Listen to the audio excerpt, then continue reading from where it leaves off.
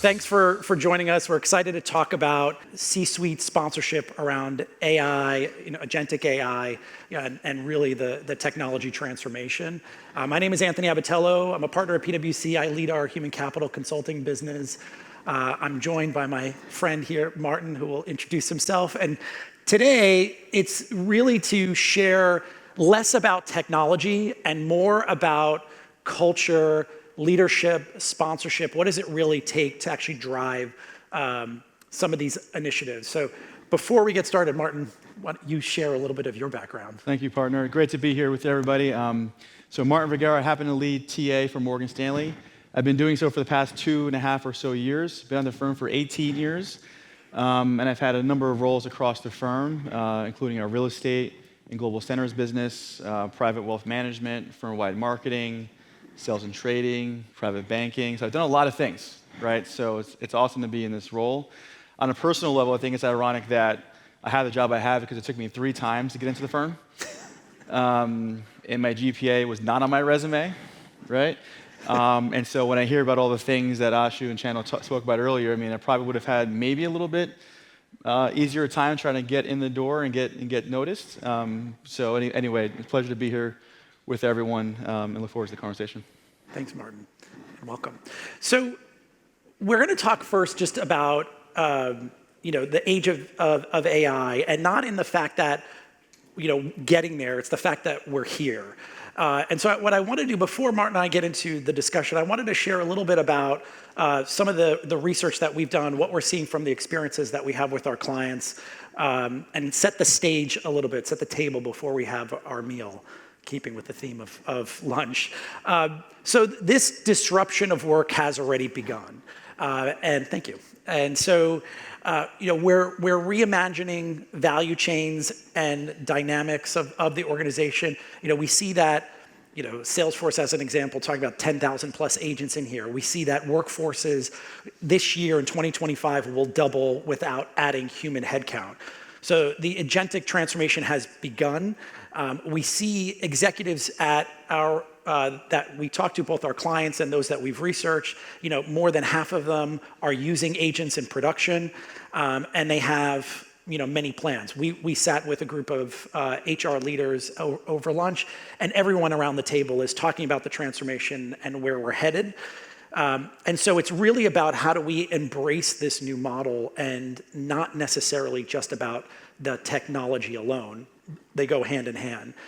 When we think about the traditional way, if you look at the value creation curve, we used to end at task level, ad hoc automation. So you think about RPA of the past, back in the days of bringing ERP technology into cross-functional capabilities. It was really about restructuring and that task level automation. Right now, as we get into this agentic transformation in the future of work, we're seeing how we're not just doing the task, we're not just improving the task, but we can actually start to transform the process and reimagine the way work is done. Agents becoming, or agents mimicking human behavior and activity will now start to create greater value, and that value is broader. It's not just about a ROI from a financial perspective, but it is about the value that it's bringing to the organization at large. When we talk about this, as we think about it, I've shared this before, hard skills are becoming easy, the soft skills are becoming harder. And when we think about the future of work, I love alliteration, I'm a grammar nut, and we always talk about work, the workforce, and the worker. We spend, if I were to ask you, where do you think we're spending most of our time today? It's in the work, right? We're spending so much time. Where can agents take over work and capabilities and workflows and use cases? All good ideas. Not the harder part. The harder part is thinking about, what does this mean for the workforce? What does it mean for humans? How will I incent them? How do I manage quality? How do I manage performance? What does it mean for leadership expectations? Has it changed the jobs and skills within our talent architecture? That's the workforce piece.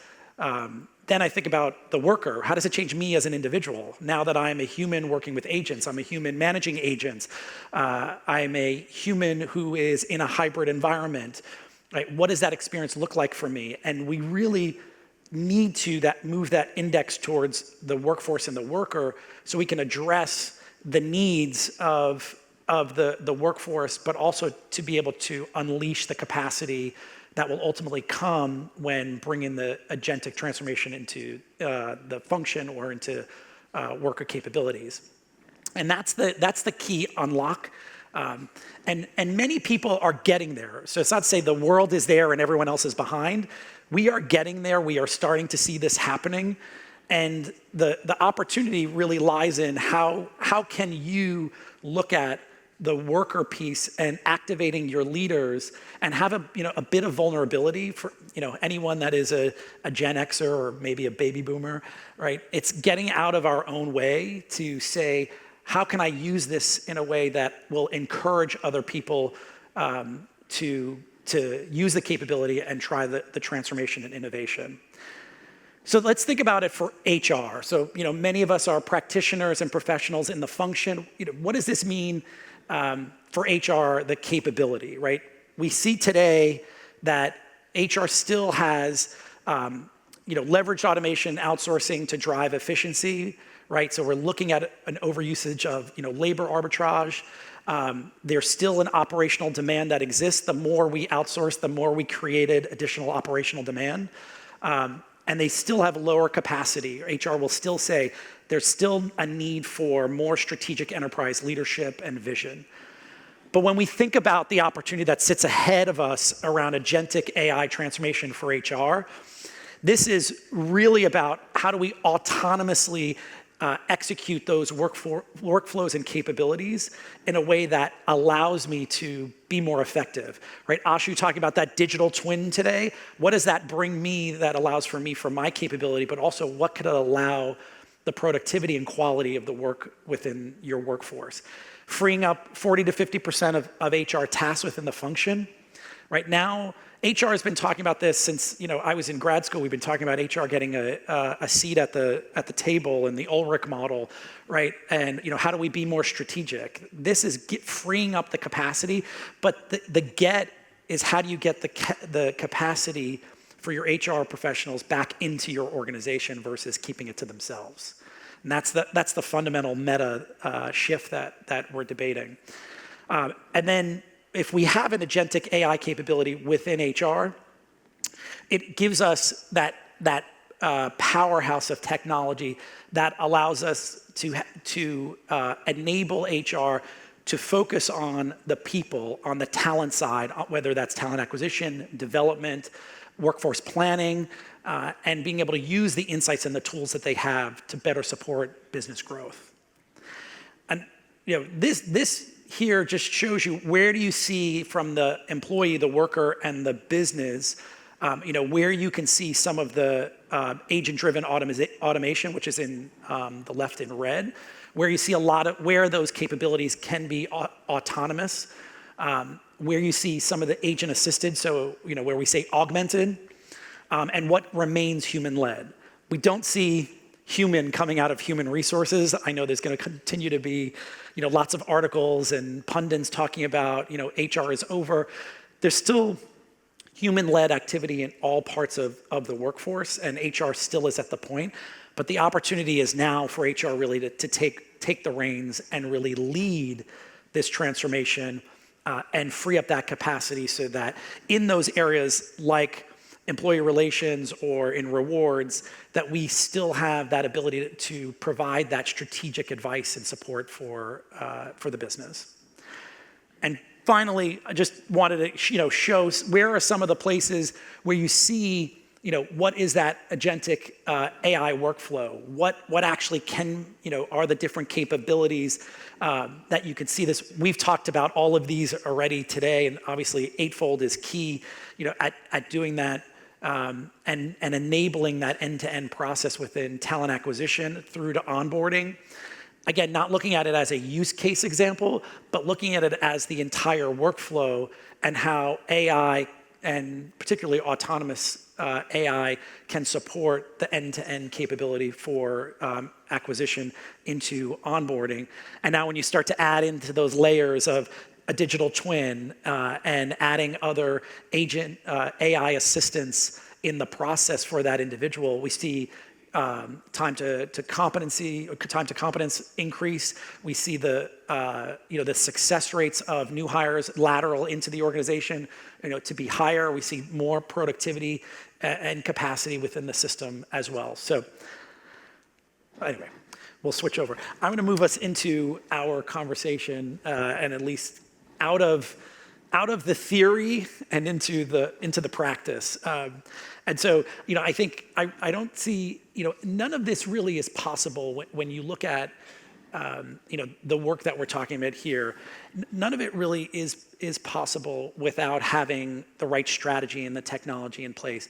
However, the key piece around unlocking and engaging the organization and leadership is really important. And so I think for Morgan Stanley, talking about the transformation story, it really isn't a small shift. It is a big transformation within the organization. So I'd say, Martin, my first question is really about, what sparked the team to go on this journey? And what were some of the big unlocks that Morgan Stanley experience along the way? Yeah. Oh, it's a great question. I think in terms of the sparks, I'll start there. One was kind of a moment in time coming out of the Great Resignation, COVID, and I would say the other big thing was around leadership, right? Leadership really matters in these things. And also just for a quick context setting, for folks of you who might not be as familiar with Morgan Stanley, right? Many might think investment banking, sales and trading, wealth management, but would want to frame that, half the firm is in service delivery functions, right? So we do have 15,000 folks in technology, right? We have 3,000 to 4,000 folks in legal and compliance, right? So we're competing on multiple fronts, not just in the areas that we might typically think of a firm like Morgan Stanley would be. From that standpoint, I think COVID taught us a lot of things. I know this entire room was stressed. Many TA functions were stressed in serious ways. But beyond that, the contract with our employees was, the proverbial contract was kind of rewritten. What do they expect of a firm? We never thought about an EVP before because, we're Morgan Stanley. You should want to work for us, right? But things change, and so on. And so how we support our managers in that process, right? The data, the fact-based decisions that we help them make, right, was important. So that environment coming out of it showed us that we have to show up in a different way to support our hiring managers. So that was one big thing. We're getting questions we didn't anticipate or expect, and we needed to be on our front foot. In terms of leadership, we had a new CHRO come in, and he did his typical listening tour, went and met with different CHROs across the street in other industries. And one thing that he heard was that, in terms of regrets from other folks, was we didn't invest in technology enough. There's this thing called AI. We're behind the curve. So highly recommend if you do one thing, it's just start there. And so he took that away and took it seriously, and HR embarked on this big modernization program. At the same time, our partners in wealth management met with a fellow by the name of Sam Altman before he was a household name. And we started with a pilot there in wealth management to support our financial advisors, which I can go into. But I'll say those two things really helped create the spark for us.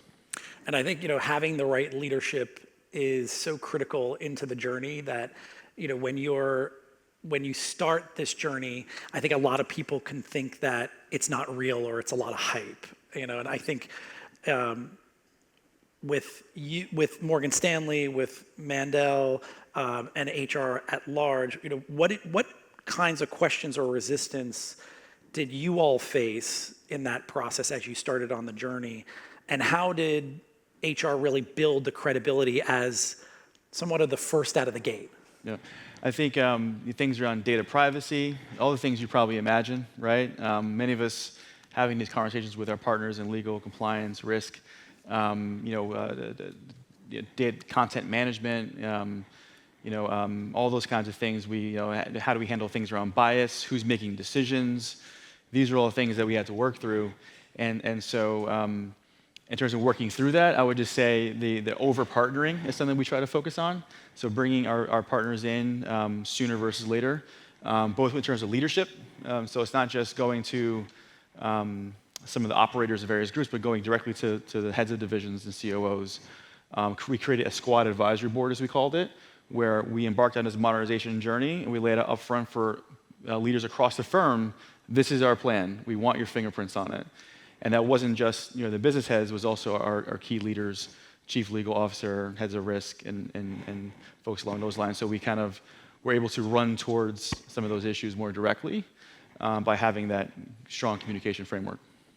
And I thought, there is a part of its traditional, right, the change management and activation process is still real, but it kind of flips it on its head and getting more democratization and having, more citizen activation, as we always call it, involved. And I think what that does is it forces HR to show up differently. And, the way in which we think about HR versus being the recipient of this change to being the driver of this change is something that a lot of HR organizations are starting to see the opportunity that's in front of them. I think you guys saw that very early. So I guess how do you see HR shifting at Morgan Stanley, and are there new capabilities or new skills that HR is developing now than they were before? I think big picture, the one thing we spoke a lot about, and this goes back into leadership as well, kind of what kind of organization do we want to be, and partially what kind of organization do we just need to be in the future. Right. But in terms of going back to a few years ago, we really want to be more of a commercial organization, right? We want to be at the table. At the end of the day, a firm like ours, we don't create widgets or iPhones or things. Like, people are our talent, right? We pride ourselves on delving into complexity and being great at what we do across all our different verticals. And so we're a super critical part to that, and again, an evolving landscape. So we want to be a commercial organization. What does that mean? It's leading with ideas, right? One of our core values is leading with exceptional ideas. And so that's what our stakeholders internally do every day. So how do we do that with them? And that's how we earn their credibility internally. So I think being on the front foot with all these things is the big picture here for us, so that we get those phone calls. I saw Bill and Josh burst in earlier today, and there's a pyramid of I would just call it partnership, in terms of at the bottom you have the transactional mindset, and at the top you have that consultative advisory mindset, right? In terms of how you show up and engage, and that's the pinnacle, right? How do we get that phone call to say, hey, Martin, I need your help with this, right? How can you help me solve this complex problem that, by the way, might not even be your actual job, but I trust you and value your opinion so much that I'm going to give you a call anyway. So I think that's our nirvana. Are we there yet? Not exactly. I know all of us are on our respective journeys, but that's kind of the bigger picture for us. It's funny because everything that you're saying, a lot of it is technology led, but it's human centric, right? So you're talking a lot about how we change mindset, how we change thinking, and leadership, and driving this, and getting to that advisory capability. And the technology gets us there, and we can start with it differently than we have before. And I think that's something that many organizations are realizing in this process with AI, right? Where before we used to always use technology as the enabler, now it's the driver, but it forces you back to where we were started on that soft skill piece, getting buy-in, getting sponsorship, managing your stakeholders into this process. So a lot of theory that we've talked about. So let's get a little bit more tactical with AI. Can you share examples at Morgan Stanley where AI has changed the way teams worked? Recruiting, onboarding, performance management. Sure. By the way, the onboarding piece, I need to probably talk with you separately about that. That's a big focus for us right now. So we got to get started there. But there's a few things. On the recruiting front, I'll start on that first, but there's also a performance management co-pilot that we kicked off. My partner, Rob Hampton, is somewhere in the room here, who leads talent development for Morgan Stanley. And then we have a new Ask HR capability rolling out, I think, next month. So in terms of TA, we've covered, we're deeply using Eightfold and using all the elements that we can, and continue to look forward to doing some of the cooler things that we saw earlier. But we're able to, in TA, achieve 20% efficiency within our recruiter and sourcer kind of ratios, unlocking more value that we're able to reinvest in other areas of TA. So, that's including, the interview scheduling. 80% of our interviews are scheduled right now via Eightfold. The calibration, right? We're fully, leaning into that. Manager access, completely changing how TA engages with hiring managers across the firm, beyond the emailing and PDFs and yada, yada, yada, sharing interview feedback. Leading into that, we're rolling out texting this summer. Look forward to that. So there's a number of things that we're doing there to, again, put more leverage and capability into the function. So proud of that work. Performance management, won't go into it, but in terms of mechanics, but employee evaluations, right? We'll be done. We all love writing those performance appraisals, right? It was hit on before with Ashu and Chano. Like we are rolling that out firm-wide by the end of this year. Yeah. Right? So Rob on our team helped lead the rollout of that in a pilot last year with 400 people. And it was a good start, right? But like anything else, we started small. And that's one theme here to maybe hit on is that there's a phase one of all this. So getting similar to our wealth management pilot, while basic, we were able to work with our partners in legal compliance and risk. We're able to work on the data management, right, or the content management, able to work on all the various issues to build that internal confidence. So now we're going bigger with our performance management co-pilot. And then we're rolling out an Ask HR chatbot, which will be, again, basic in its first iteration, but we'll level up into partnering with Microsoft, to power that, and being able to access that via Teams, right, for workflow. But that'll be able to handle tickets kind of front to back with a different entry point, so you don't have to go back through other conventional channels. You hit something for me as you were talking when you were talking about all the internal channels. Being a regulated company, like many others who are in financial services or in healthcare, are there any pieces of advice for those that are not as far along the journey in managing the regulatory risk-averse environment that you all are in? Yeah, I mean, I kind of touched on it a little bit before. I can't say we're perfect because there's certain things we're definitely slow on, but it's to, I do think there's a level of thinking differently. I remember back when I was in private banking and my other partner, Gail Covington for Wealth Management is here, and she knows a bit about what I'm referencing. We, have ultra high net worth capabilities for aircraft lending, art lending, tailored lending situations, and that risk management team wasn't set up well to do that. We needed to go and get a risk management team that knew how to do that, right? And so I think there's a different way of operating, and so understanding that for one, but then also engaging those partners in a thoughtful, inclusive way, not just when you need something to move it forward fast, but like to bring them in closer sooner versus later is just a high level thing I'd recommend. Yeah.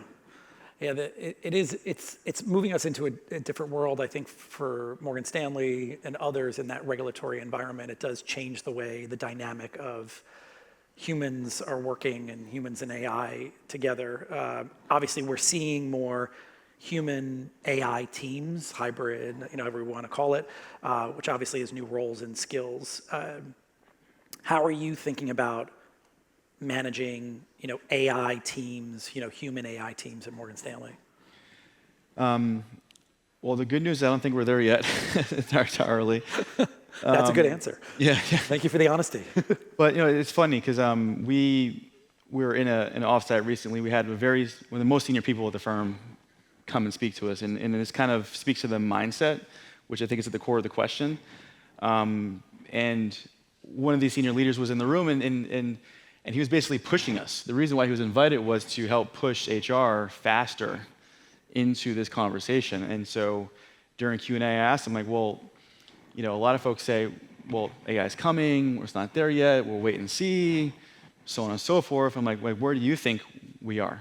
And he's like, I think we should go right now. I think we have what we need to push harder and go deeper into this, and this area, like today. And my partner Rob can confirm this. Like we were all like, okay, wow. Like so, I think there is a mindset shift in terms of how even us in HR think about this. Similar to how we manage a reduction in force. HR goes first, right? I think the same thing applies with the topic of AI, because whether we realize it or not, we're all in that human capital employee experience business, and so they're all going to look to us to figure out how should I approach this? How should I handle this? What's the impact of this going to be? We're going to be getting questions whether we want them or not. And so I think while we might not have the answers to that question in terms of what's this world going to look like exactly, I think embracing that mindset is going to be really important to being the first movers and doing it ourselves to then be able to help the rest of the firm. Yeah, and it does change the lens a little bit. And I think, a lot of people are talking about the future of work, obviously from our lens, my lens, the future of work in the age of AI, the workforce, the worker is changing the way we think about how do we transform the workforce and continue along that evolution so that we're creating a better workforce experience. I guess, how do you see this, this evolution that you're on with AI, with the future of work, helping Morgan Stanley or will help Morgan Stanley remain competitive?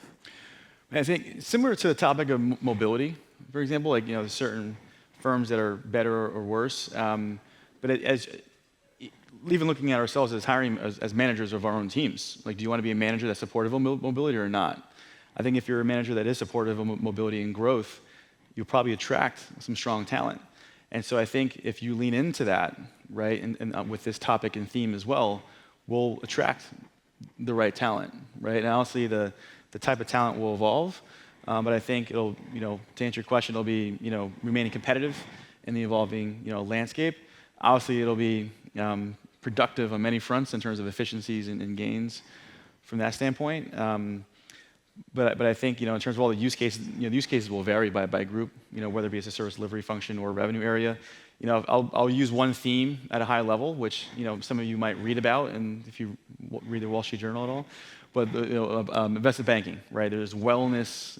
How many hours are these young bankers working, right? Are they all doing work that they need to be doing, right? Maybe in a pitch book for a client at 50 slides, maybe there's 6 or 8 slides that a banker has to actually touch.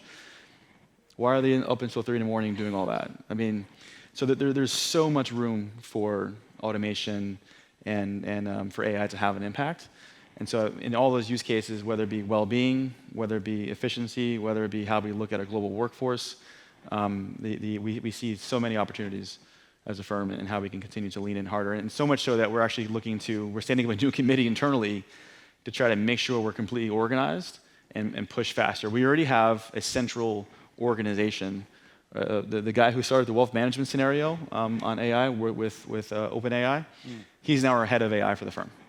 Right. So in addition to that, now we're creating an organization or a collective effort to make sure that we're pushing hard and seeing the real results, right, quantified for firm leadership to see. That's great. Are there any? I guess in closing, is there anything else that's on the horizon that you and the team at Morgan Stanley are thinking about as you're evolving into the future of work? There's a couple of things. I mean, so Ask HR is one thing we're rolling out. There's going to be phases of that where it gets better and better. We are looking at expanding further on our beginnings of our partnership with OpenAI as well, where we'll have a full instance of OpenAI internally, which is more of a trying to get more to a use case like you have on your phone, right? But we're not there yet where we use that the same way internally within the box of Morgan Stanley. Within TA, I mean, we use Eightfold for lateral experience hiring, but we have not gone there yet for campus, so we look forward to doing that. I really do want to try out the AI recruiter. We'll see how we do that. We'll see. Awesome. It's pretty cool. And in talent management, there's more for us to do there as well.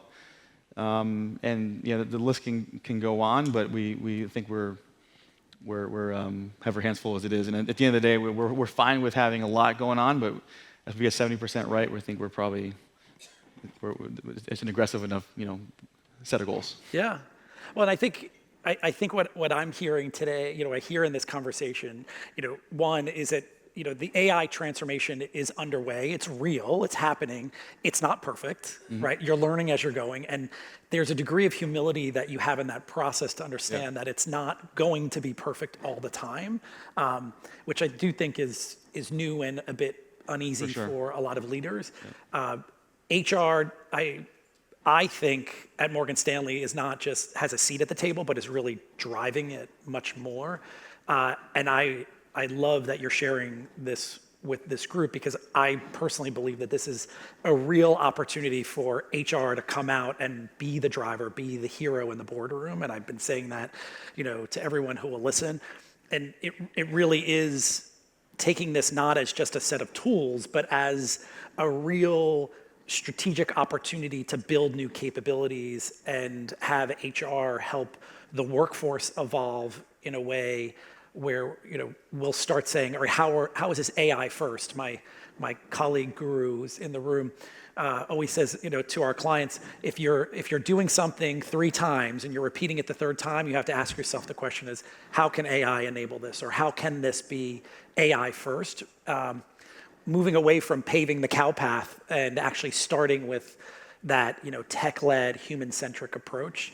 I think not just at Morgan Stanley, but at others, I'm sure that many of you have experienced today, really is changing, that this isn't just a top-down transformation, that this is really a groundswell, a citizen-led innovation that's going to change the way we all work. And my hope is a year from now, when we're all back together in this beautiful, idyllic setting, we're talking more about the successes and maybe the failures that we learn from, but more of the successes where this has really transformed the future of work. So, Martin. I would just say, too, the data literacy, content management, we mentioned some of the roles and how things are evolving, and touch on that, but the roles of HR internally would have to evolve. Yeah. But bigger picture, attracting talent even into the HR function, right? As I mentioned, I have a background in mobility, but it's an exciting time, I think, to be in HR, to be into TA, and so we can continue to attract great talent to be a part of this transformation. No, I agree. Well, thank you all for the time today. Martin, thank you for sharing the Morgan Stanley story, and look forward to chatting with you all soon.